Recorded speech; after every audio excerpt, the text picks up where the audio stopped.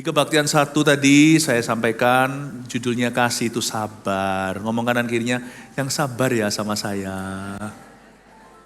Iya. Lalu kasih itu murah hati. Kita harus murah senyum. Saya kasih tugas nih.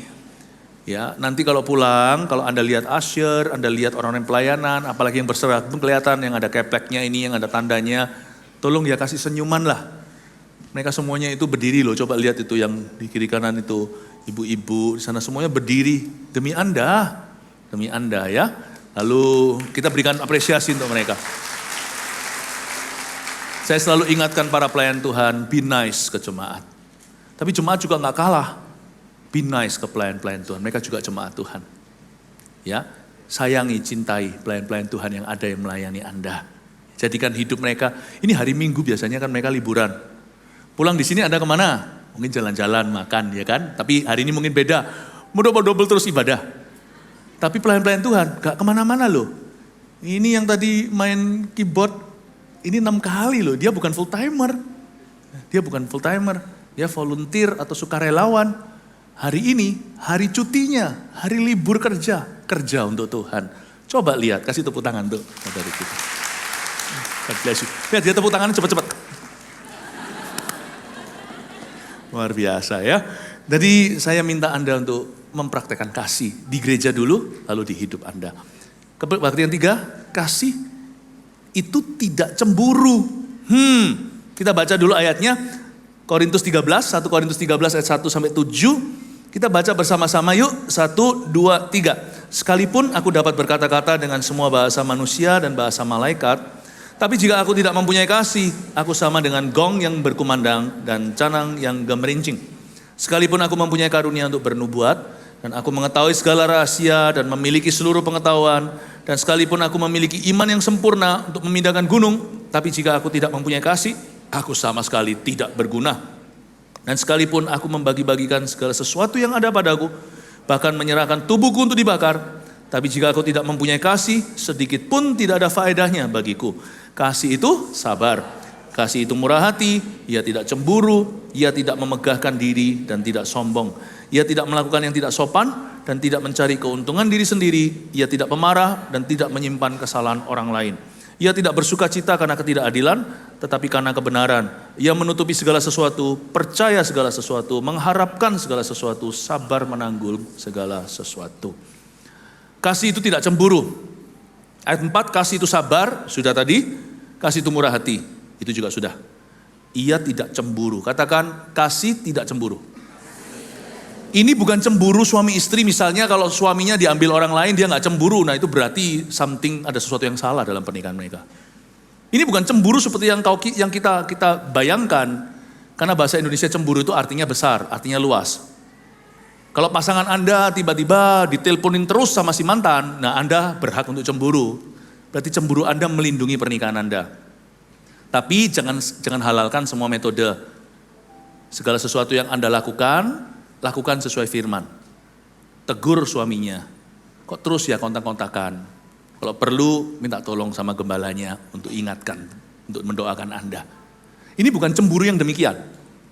Cemburu di sini artinya iri hati. Katakan iri hati. Kasih itu tidak iri hati. Kasih tidak iri hati. Kasih itu tidak posesif dengan barang. Iri hati adalah dosa yang paling tua, juara 2. Dosa ke-1 itu dosa mengingini. Itu betul-betul menjadi nenek moyangnya dosa. Adam dan Hawa sebelum mencuri, dia mengingini dulu. Di dalam hati dia berkata, yummy, enak sekali. Ini buah kalau gua ambil, pasti manis. Memang namanya roti curian itu selalu manis, tapi setelah dimakan menjadi kepahitan. Yang namanya mengingini adalah dosa yang paling tua. Setelah itu Kain dan Habil. Sebelum Kain membunuh adiknya, Kain iri hati, cemburu, melihat kok dia bisa gitu sama Tuhan. Kok dia diberkati. Kenapa dia lebih dikenan papa mamanya. Mungkin Habil memang lebih tulus hati. Dia gak happy untuk sukses orang lain. Dia sendiri gak bisa memiliki itu, dia membunuh. Iri hati adalah dosa kedua paling tua yang masuk ke dunia. Bermula hanya iri saja, lama-lama terjadi murder atau terjadi pembunuhan. Jangan Anda remehkan tanda-tanda awal iri hati di dalam diri anak Anda yang masih kecil itu. Tapi ya gak perlu kita itu terlalu panik atau salah tingkah. Waktu saya melihat anak saya masih kecil dulu itu tidak mau sharing mainannya. Waktu dia punya mainan dia gak mau sharing, berarti dia picik hati, saya ajari. Kamu tahu enggak, sesuai dengan usianya, saya pakai bahasa yang bisa dimengerti oleh anak saya. Saya dan mamanya pasti akan selalu mendidik anak kami tidak akan tinggal diam. Jangan lihat anak itu lucu kalau rebut mainan temannya. Padahal dia sendiri punya mainan di tangan. Kalau dia gak mau sharing, saya akan ajari. Kalau kamu mau orang lain sharing sama kamu sharing dulu. Anak saya jadi ngerti, dari kecil dulu setiap tahun. Kasih mainan itu ke panti asuhan segala. Itu bukan mainan lama, mainan baru yang dikasih. Kadang-kadang mereka nangis awal-awal masih kecil belum mengerti. Tapi lama-lama mereka biasa dan mengerti bahwa itu jalan hidup mereka. Tapi lebih bahaya adalah kalau saya melihat, dia baru terima mainan di tangan, udah rebut mainan teman. Tangan kiri masih menggenggam mainannya, tangan kanan merampas mainan temannya. Nah, saya anggap mungkin lucu ya, nangis-nangis kita bisa ketawa, tetapi itulah cikal bakal. Maka kita harus ajari dia untuk tidak iri. Kamu jangan selalu melihat rumput di tetanggamu itu lebih hijau. Ya, nanti seperti itu kita tidak bisa menghargai rumput sendiri. Jadi saya dan maminya, anak-anak pasti akan mengajari. Kamu tidak usah menginginkan mainan orang. Kamu bisa happy dengan mainanmu. Biasanya saya nggak tegur kalau anaknya masih kecil. Saya tunjukkan, kamu loh belum eksplorasi nih mainannya. Ini loh mainannya itu bisa begini, lihat ya. Dulu ada apa itu namanya, kotak pensil itu. Yang bisa ditekan tombolnya, gitu bisa keluar suaranya. Ada godanya. Lalu ditekan satunya itu bisa keluar. Wah, ini tempatnya setip, tempatnya penghapus. Lalu tekan yang satunya lagi, belum zamannya gadget nih. Ya, ditekan lagi bisa seperti laptop, bisa buka begitu. Wah, anak saya jadi dia bisa menghargai barangnya. Kita yang menciptakan interest atau kita yang merangsang daya tarik bahwa apa yang di tangannya tidak semembosankan yang dia kira. Kalau kita belajar untuk detil dengan apa yang kita miliki dan kita memberi apresiasi atau menghargai, kita akan bisa melihat seluk-beluk barang itu ternyata menyenangkan. Saya nggak marahi, cara terburuk untuk ngajar anak adalah dikit-dikit marah. Nanti lama-lama kita menciptakan seorang pemarah dalam dirinya. Tapi nanti kalau dia masih rampas temennya lagi punya mainan, saya berkata, baik kalau kamu mau mainan itu, maka kamu harus lepaskan mainan ini. Nggak mau, aku mau dua-duanya. Wah, itu dosa serakah. Itu bisa berujung nanti suatu hari kalau dia besar, sekarang lucu. Nanti waktu dia dewasa itu jadi bencana. Biasanya disitulah sifat orang yang spekulasi dalam bisnisnya. Yang robot trading apa, yang maunya cemplungkan uang dapat dua-dua genggaman dolar di tangan. Langsung berani resiko, bahkan yang berani berjudi online atau ke Las Vegas atau ke Macau atau apa, yang berani pertaruhkan semua.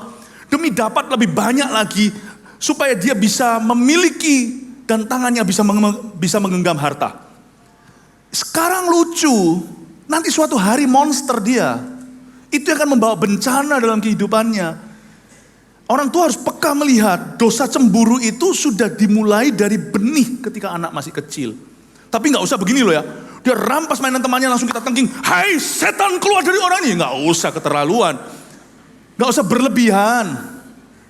Kita orang Asia ini bedanya sama orang bule orang-orang barat. Anaknya jatuh dibiarkan. Kalau kita baru oleng anaknya, satu kampung, aduh. Makanya anaknya bukan lemah lembut, jadi lemah lunglai dalam hidup ini.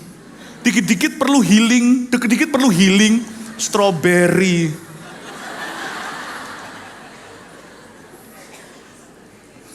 Anak zaman-zaman kita dulu, jatuh, benjutnya diurut sendiri. Kita gak usah berlebihan. Tapi kita harus peka bahwa dosa iri hati itu mulai dari bawah. Jangan kau anggap lucu. sifat-sifatmu dan sifat-sifatku yang kelihatannya itu ke arah cemburu atau iri sama seseorang, itu kau teruskan, Anda akan kehilangan Tuhan dalam hidupmu. Dan apa yang sudah jadi berkat di tanganmu berubah jadi kutuk, dan Anda selalu menginginkan apa yang tidak Anda miliki. Hidupmu tidak akan pernah happy, tidak pernah bahagia. Kemana-mana selalu lihat lubang donatnya, coba makan lubang donat, Anda masuk angin. Anda makan donatnya baru kenyang. Jangan banyak-banyak, tapi itu donat gak sehat. Paham maksud saya? Cemburu di sini tuh iri. Dosa yang sangat tua usianya. Semua orang bisa kena. Kalau anak sudah pegang mainan, suka mainan orang lain, saya biasanya kasih dia pengertian. Bahwa setiap orang itu punya berkat sendiri. Karena itu saya ingin Anda untuk mengerti akarnya cemburu itu apa. Kenapa orang itu bisa iri? Saya kasih poin-poinnya dulu lalu saya jelaskan ya. Nomor satu ya. Kasih itu kan gak cemburu kan. Nomor satu, tidak cemburu itu fokus pada sang pemberi berkat dan bukan pada berkatnya. Orang yang suka irian, gini lah, orang yang irian gak mungkin bisa jaya. Gak bisa. Gak ada, saya gak pernah lihat orang yang suka iri itu bisa berjaya, itu gak ada. Gak ada. Sebab orang itu pasti gak akan mengelola yang dia punya. Dia pasti kepo atau ingin ngurusi orang lain. Dan biasanya sakit penyakit ini sebenarnya itu bermula di titik akar. Yaitu hubungan yang gak beres dengan Tuhan. Sebab orang yang fokus hidupnya dan fokus hatinya, itu kepada sang pemberi berkat, bukan pada berkatnya tipe apa, maka dia tidak akan terpancing untuk cemburu. Orang yang melihat pada sang pemberi berkat, bukan hitung-hitungan berkat dan banding-bandingkan.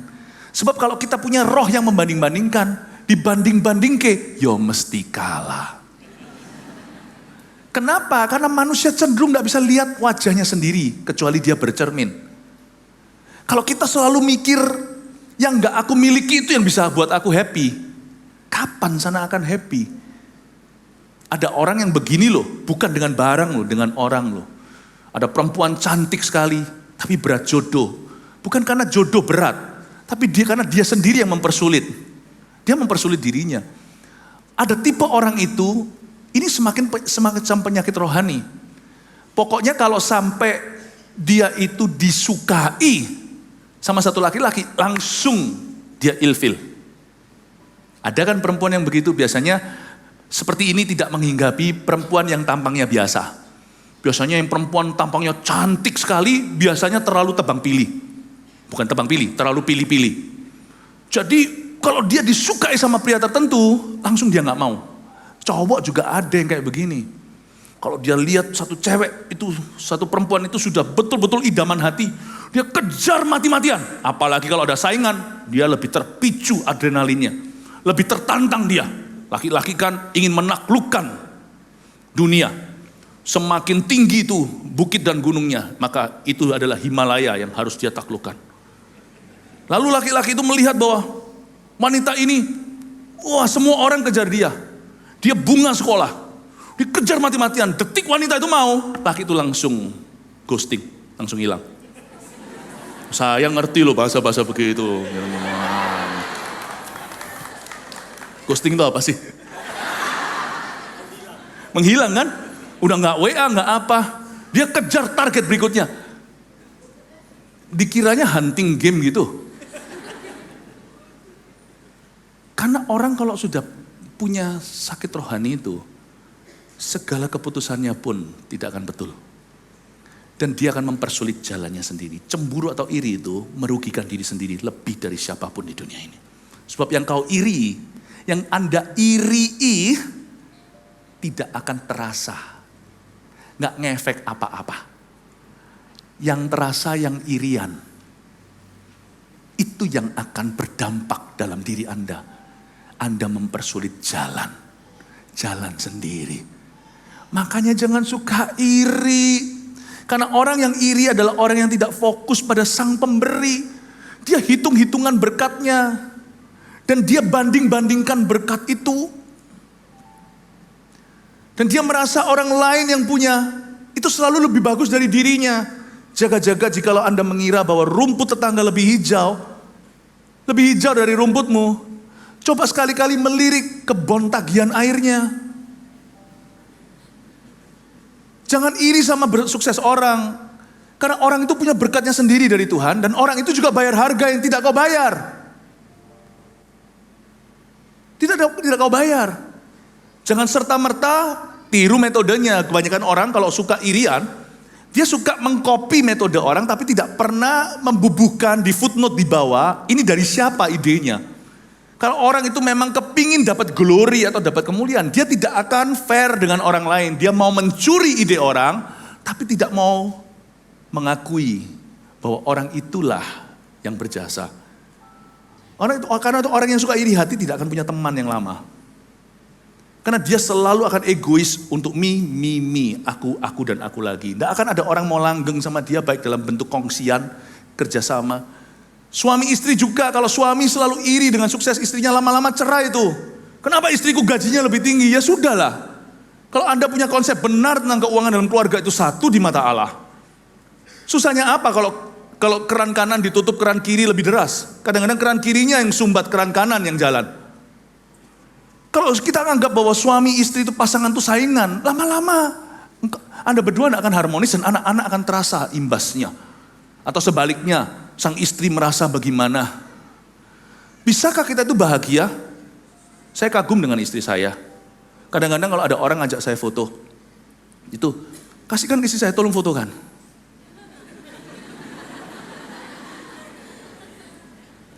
Padahal dia yang cantik. Oh sungguhan, saya ganteng.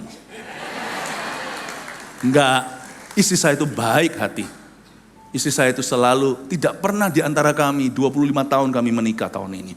Tidak pernah sekalipun dia merasa suksesmu, suksesku, suksesmu, suksesmu, suksesku, sukses. Alhamdulillah. Banyak orang kan gini, suksesmu, suksesku, suksesku, suksesku.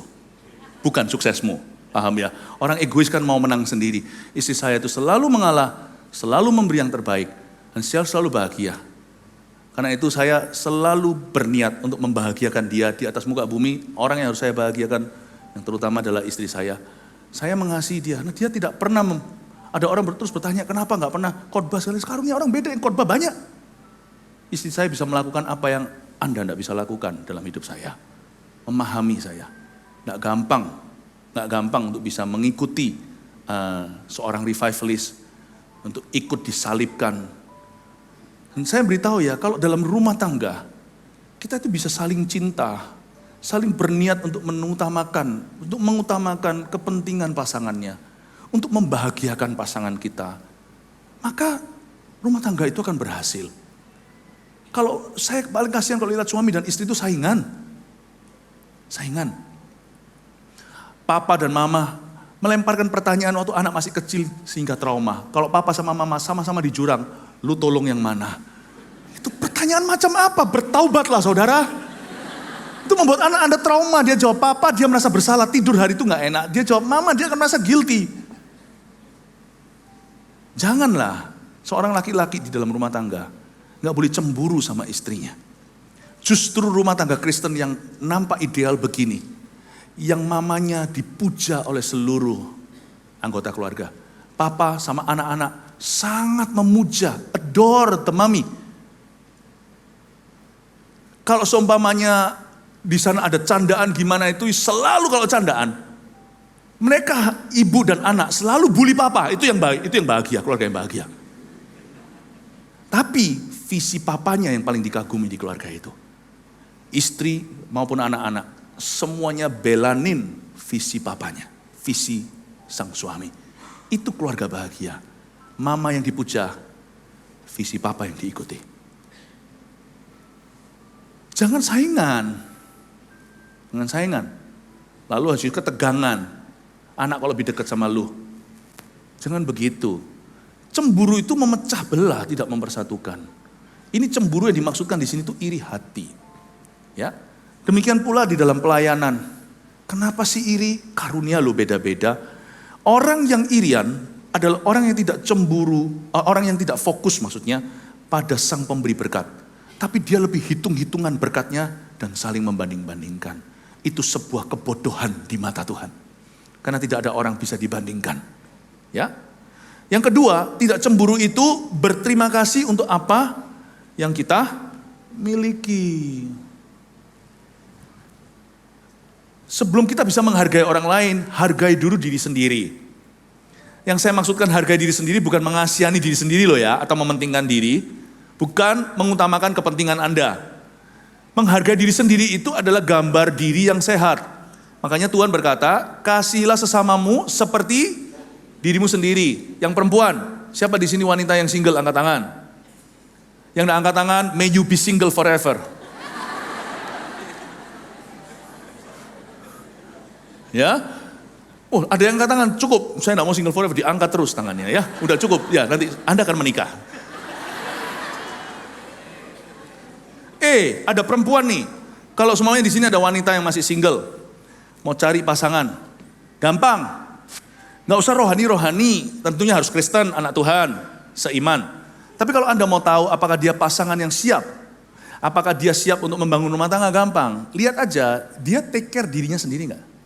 Saya nggak mengacu pada seorang pesolek loh ya. Ada orang yang terlalu berdandan, laki yang terlalu berdandan.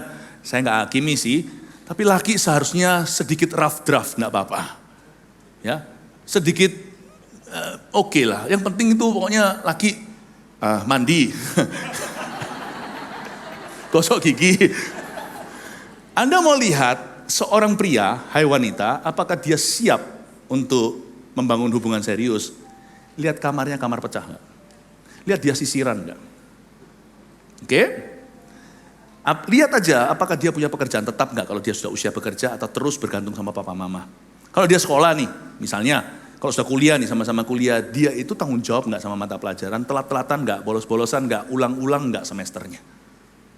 Karena orang yang nggak bisa take care dirinya, nggak bisa take care Anda. Takarannya itu sederhana. Kenapa orang yang bisa diberkati Tuhan, ya, dan kenapa orang yang jadi berkat buat orang lain itu selalu dimulai dengan menjaga berkatnya? Sebab orang yang tidak cemburu, orang yang penuh kasih adalah orang yang berterima kasih untuk apa yang dia miliki. Sedikit atau banyak di tanganmu, kelola saudaraku. Yang sedikit bisa jadi banyak, yang banyak bisa lebih banyak. Saya bukan bicara tentang berkat materi. Jangan murahan terus bicara tentang material. Berkat itu dimulai dengan sifat. Orang yang bisa berterima kasih untuk apa yang dia miliki, dia nggak akan iri sama orang lain, sungguhan. Orang punya uang banyak, dia nggak akan iri. Kenapa? Ini uang adalah hasil kerjaku dan aku investasikan dan aku tabung dengan benar, bukan yang spekulasi, bukan yang abal-abal, bukan yang tanda tanya besar, tapi sesuatu yang berjangka panjang, bukan tabrak lari, bukan saya gambling atau berjudi, maunya langsung untung besar dalam 1 bulan. Bukan yang hit and run. Tapi kalau saya tanam pelan-pelan, mulai saya cicil, yang dulunya nggak punya rumah kontrakan, zaman papa mama, sekarang mulai bisa cicil DP-nya, lalu dapat KPR dengan gaji yang baik. 2 orang mungkin suami istri sudah bisa sisihkan pengaturan uang rumah tangga. Mana mungkin Tuhan tidak berkati. Sekalipun orang punya rumah besar, Anda punya sentimen tertentu dengan rumahmu itu. Karena Anda mengusahakannya sebagai suami istri bekerja sama-sama. Waktu anak masih baby, pelan-pelan akhirnya bisa cicil rumah. Rumah itu pasti berarti. Mungkin bukan dari emas, perak, dan permata dekorasinya. Tapi di dalamnya pasti Anda semanis-manisnya. Apalagi kalau jari jemari mama itu adalah seorang wanita Amsal 31. Seorang yang merajut rumahnya lah. Istilahnya, seorang yang sungguh-sungguh take care rumah sendiri. Gak mungkin Anda jalan di rumah, lihat rumah besar gitu lalu Anda mengingini. Sekali-kali mungkin waktu Anda lewat, mungkin Anda berkata satu dengan yang lainnya untuk saling memotivasi. Suatu hari ya ma, ngomong sama anaknya, suatu hari papa akan belikan rumah segede ini.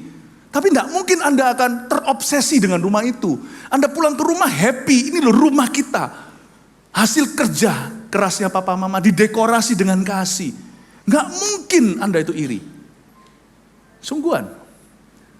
Misalnya kalau suatu hari ada ide gila, tuker nih rumah kecil ini dengan rumah mewah yang Anda lewati. Cuman Anda tinggal sendiri, tidak sama keluarga. Saya yakin keluarga bahagia akan menolak mentah-mentah. Nehi kusi-kusi he. Tak akan terjadi ya. Anda pasti akan puas dengan apa yang Anda punya. Kalau orang itu syukur yang dia miliki dan dia kelola, dia pasti tidak cemburuan hatinya. Dia tidak akan mengingini. Yang namanya virus mengingini yang dimiliki oleh sesamanya, yang dia tidak punya itu tidak akan terjadi.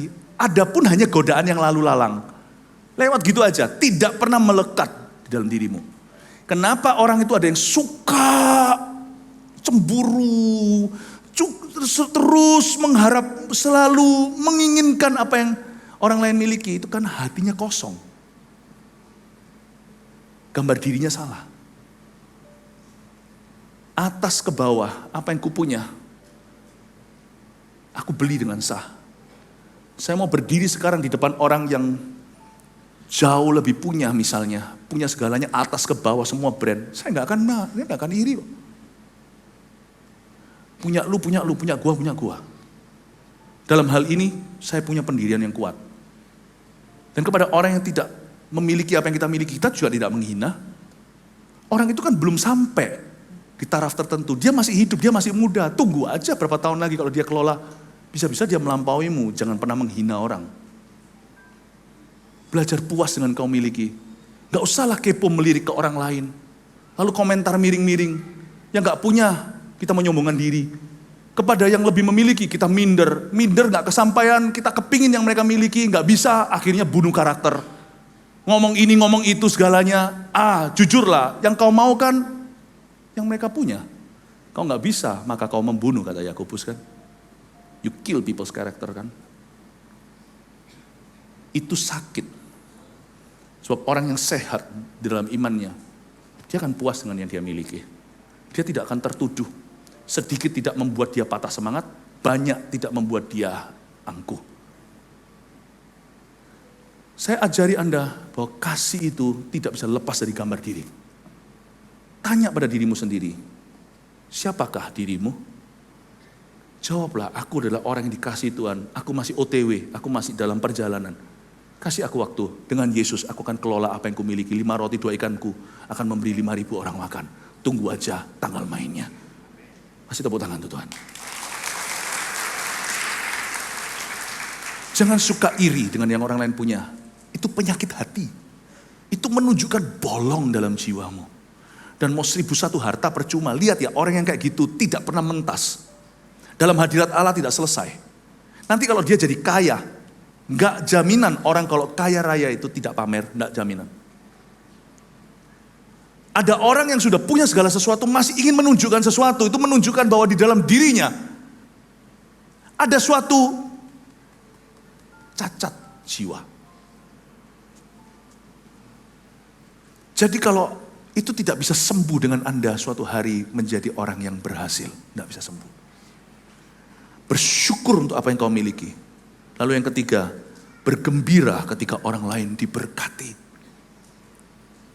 Tidak cemburu itu bergembira saat orang lain diberkati. Kalau kita bisa happy untuk orang lain dulu, nanti orang lain juga bisa happy apa yang kita miliki. Paling nanti akan ada segelintir orang yang iri dengan kita. Padahal mereka nggak tahu gimana kita bayar harga. Anda tidak bisa iri dengan orang yang sukses secara materi misalnya. Asal orang itu sudah urusannya dialah dengan Tuhan.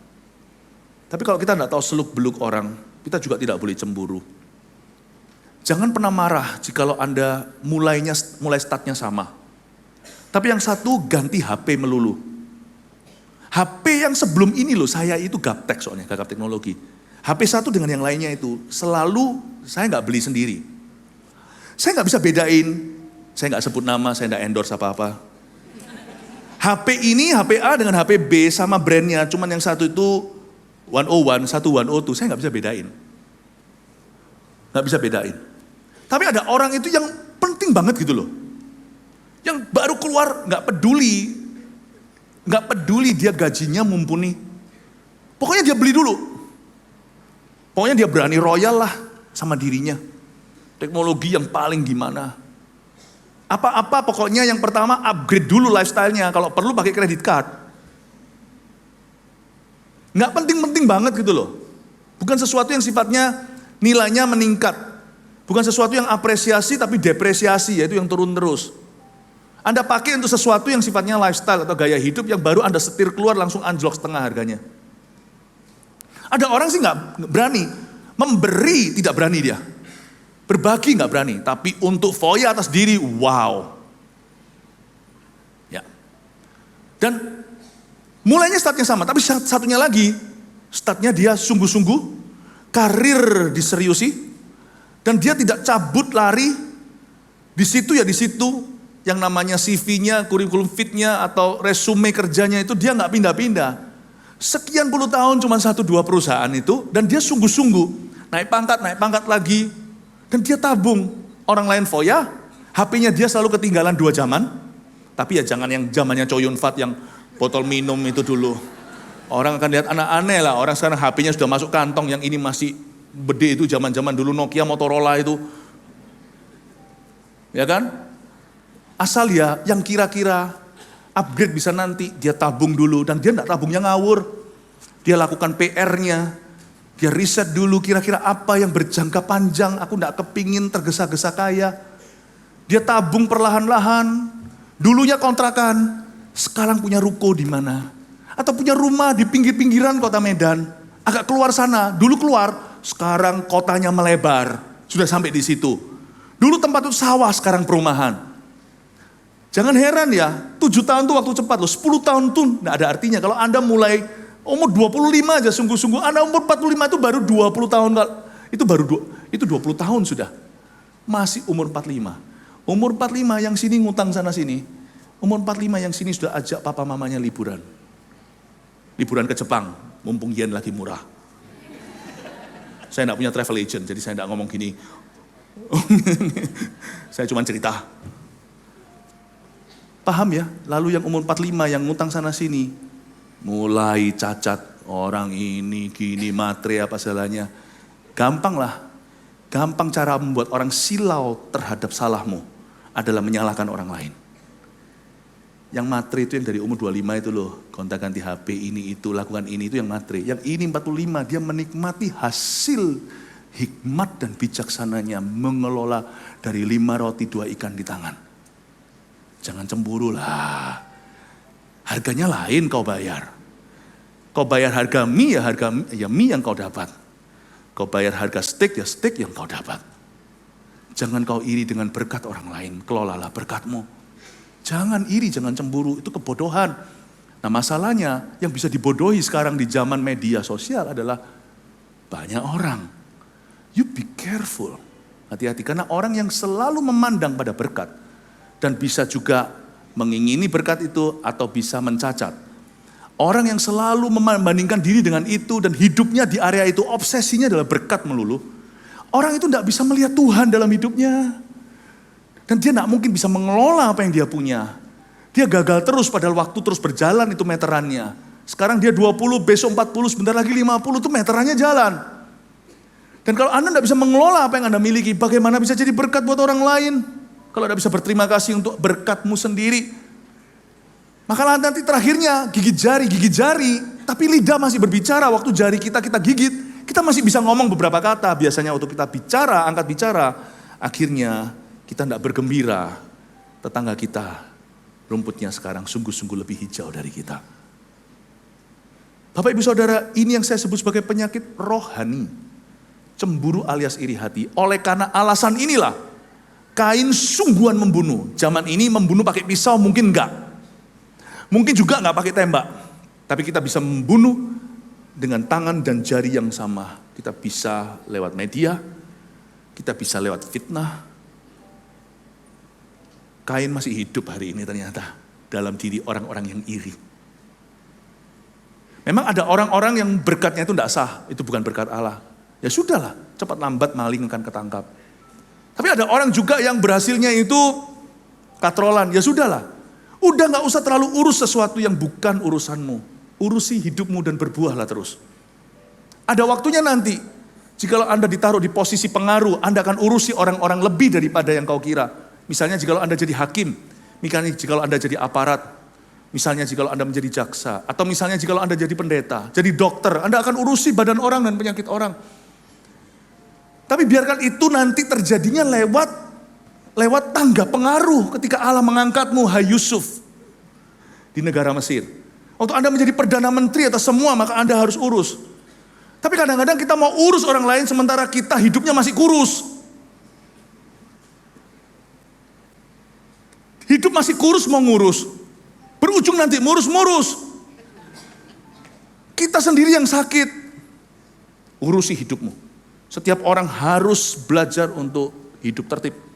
Bekerja, Tesalonika katakan, kau tak kerja, tak usah makan. Cemburu itu bodoh, karena cemburu itu melumpuhkan. Anda kira itu hanya iri hati? Orang yang iri, dia akan stagnan. Orang yang iri, berkatnya berhenti.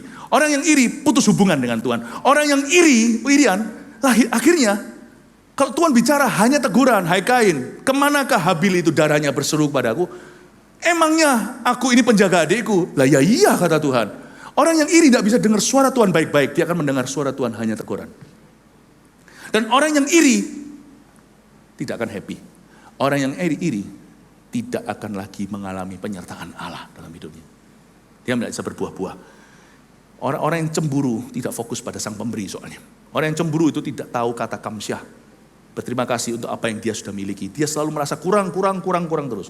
Orang yang cemburu tidak pernah happy kalau lihat tetangganya diberkati atau orang lain dipakai Tuhan lebih dulu. Saya kasih kesaksian dalam hidup saya bagaimana Roh Kudus mengubah itu. Lucu sih ini sebenarnya agak konyol. Dulu saya belum berbahasa roh.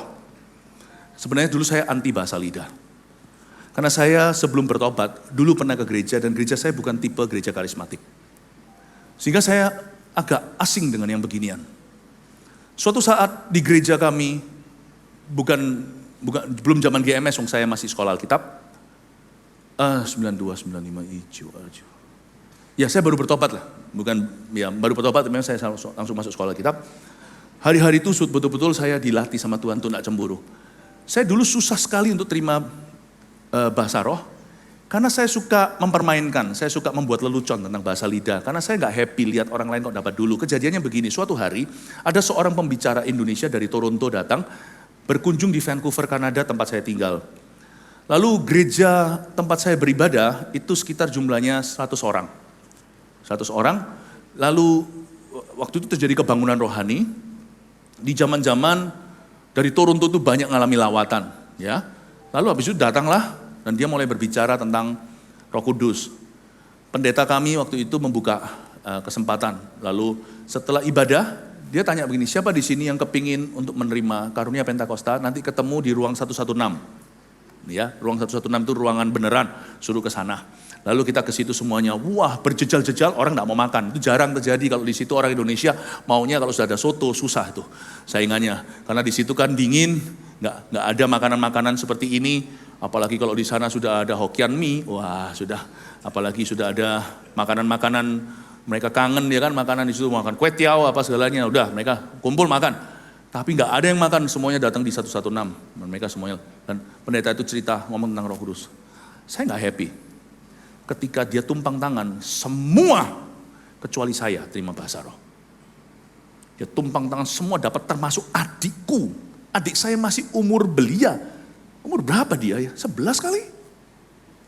Masih kecil. Saya dan adik saya kan terpaut jauh. Lalu didoakan, mama saya dapat. Oh, adik saya udah dapat dulu sih. Dia duluan yang dapat. Sebelum meeting itu sudah pernah, sebelum pendeta itu datang. Jadi dia turut mendoakan. Mama saya dapat hari itu, koko saya dapat. Lalu teman-teman yang ngekos di rumah saya semua dapat, tahu nggak? Ini kayaknya saya ini dilewati secara sengaja. Semua dapat, ada 100 orang lah katakanlah dalam ruangan itu. 99 dapat kecuali satu ini.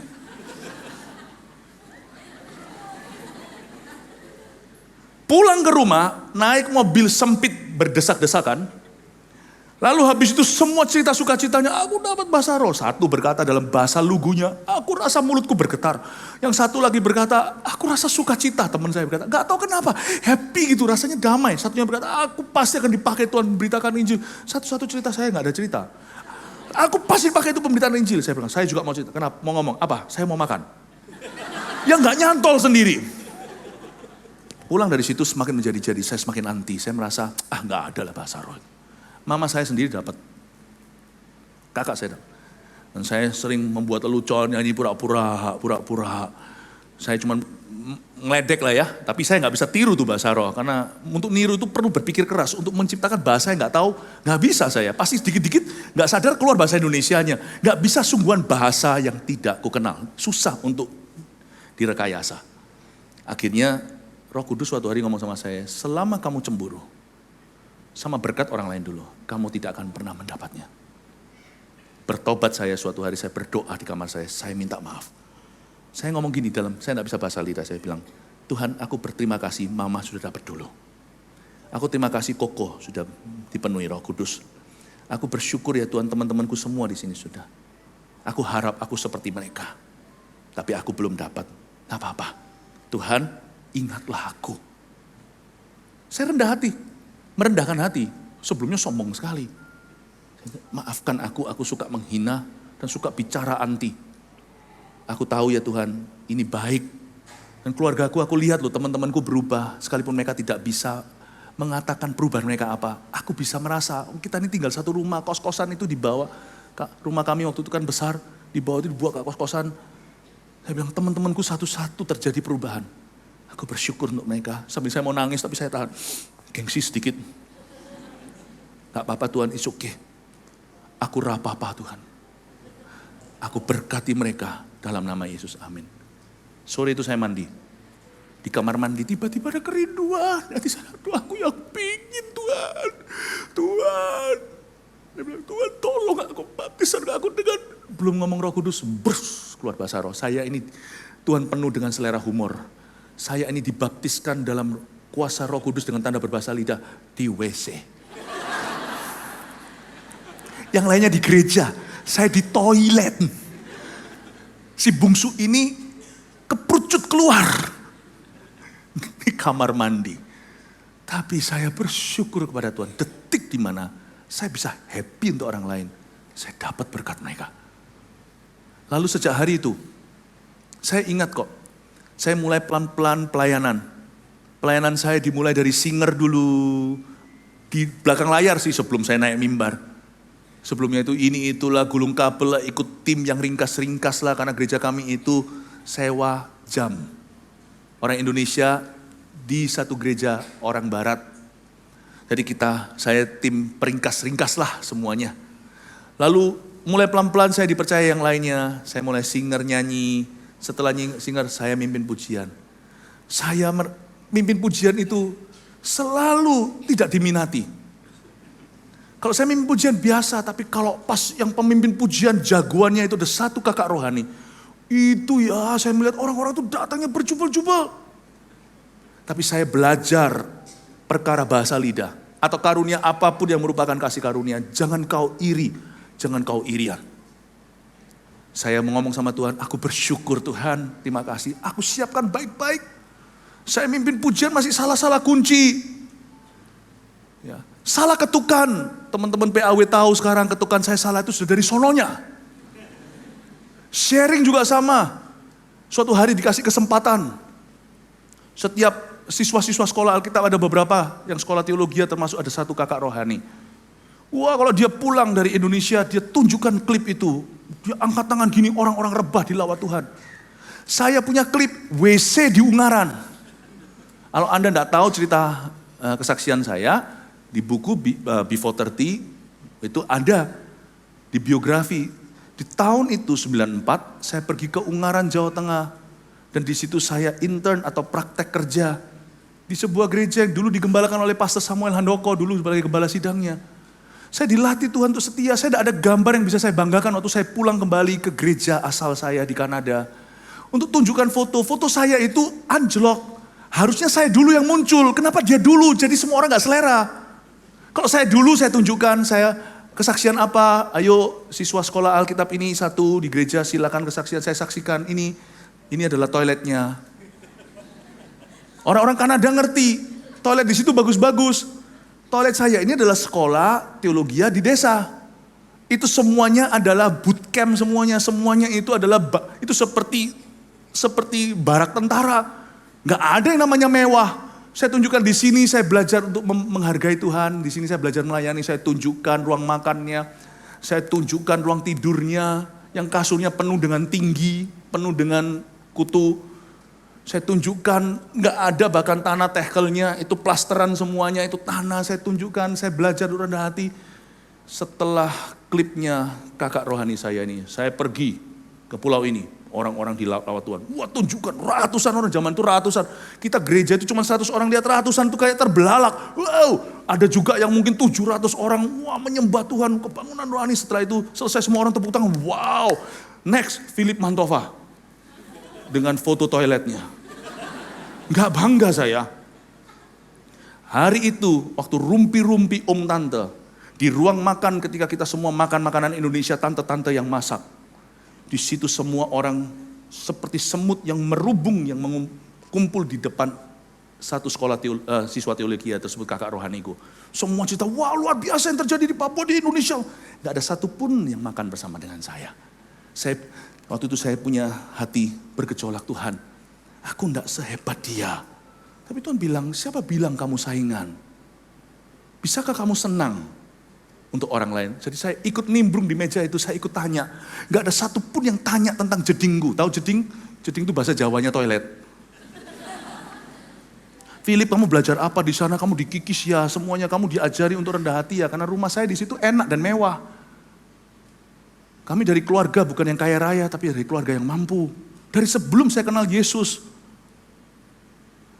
Enggak banggakan gimana, kenapa saya banggakan toilet, enggak ada orang yang ngerti, tapi pendeta saya tahu. Toilet saya di sana itu ada jacuzzinya, udah zaman itu, puluhan tahun lalu.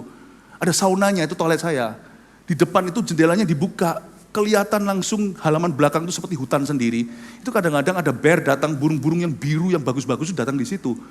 Terus tiba-tiba ke sana, saya harus sikat gigi dengan jentik-jentik di mulut saya. Pendeta saya ngerti, tapi itu tidak menjual, paham maksud saya.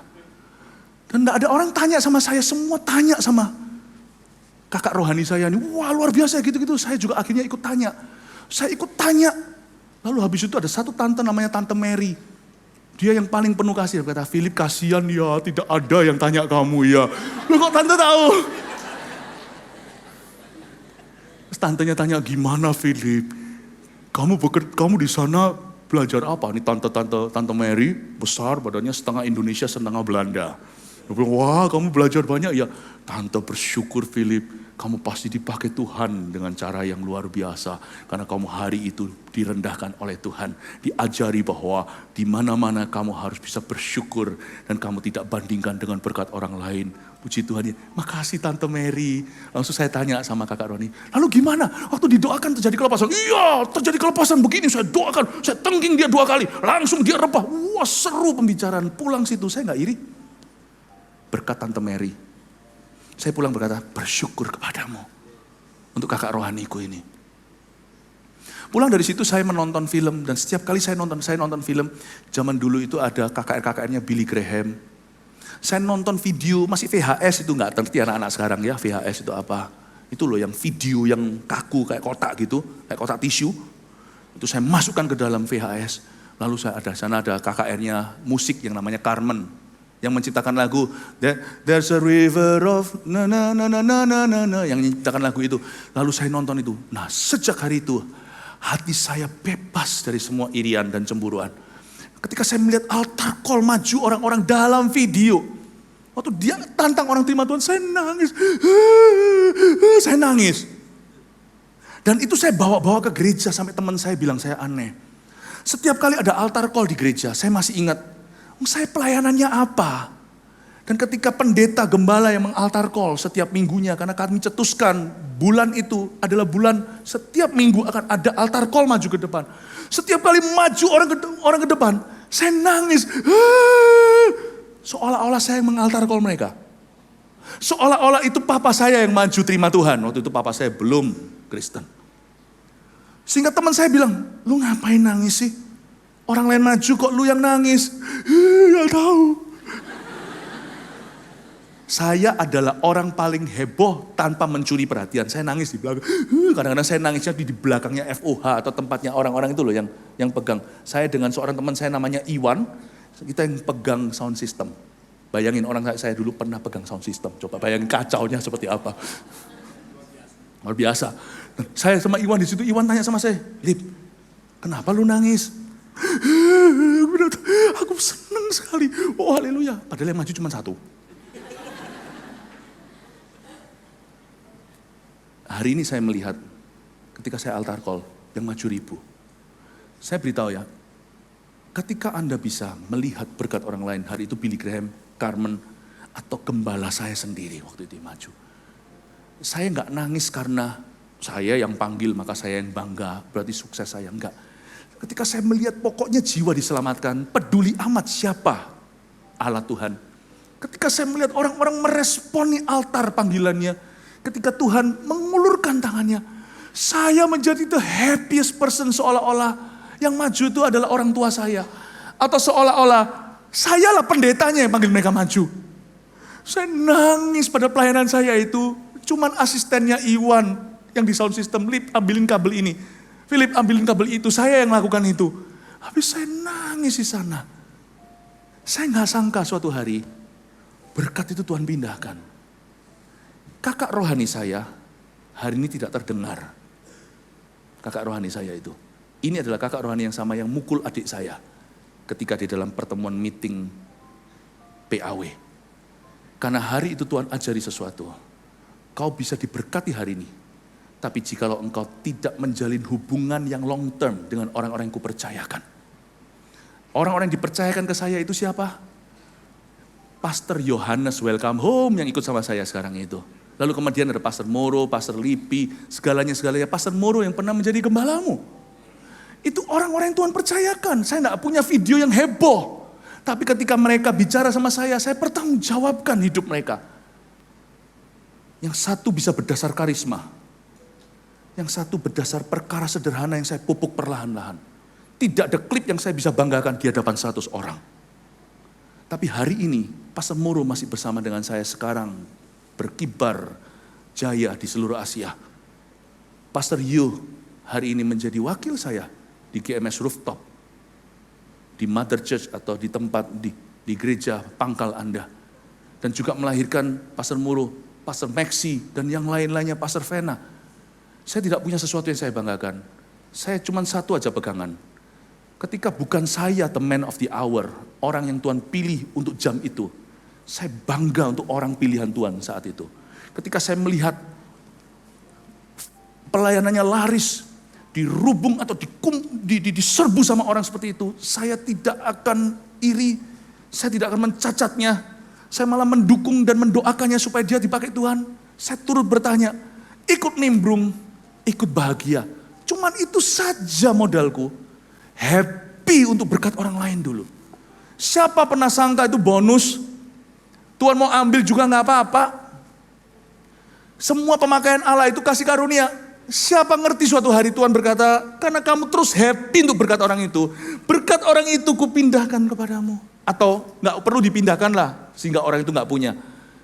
Kalau bisa ditambahkan, Tuhan itu tidak kekurangan apa-apa. Kakak rohani saya ini, akhirnya, sampai hari ini juga tidak terdengar bagaimana. Karena dia tidak menjalin sesuatu yang jangka panjang. Tapi karisma semata. Sayang, saya tidak punya sesuatu yang bisa saya banggakan. Cuman sebuah yang dipercayakan ke saya terima kasih untuk yang sedikit di tanganku. Sedikit waktu itu, hanyalah Pastor Yu, Pastor Moro, Pastor Samuel Handoko, yang hari ini masih bersama dengan saya sejak tahun 93 kita bersama-sama. Saya mau beritahu kepada Anda, tidak usah iri. Jika ada orang yang melaju dulu, berkati orang itu. Senang untuk dia. Jikalau jualan toko sebelah itu ternyata lebih laris, terima kasih Tuhan dalam nama Yesus. Gak usah kutuki dia, gitu aja gaya, makanannya lo agak asem sedikit. Bersyukurlah, nanti Tuhan akan memberkatimu dengan caranya sendiri. Amin Bapak Ibu Saudara, haleluya.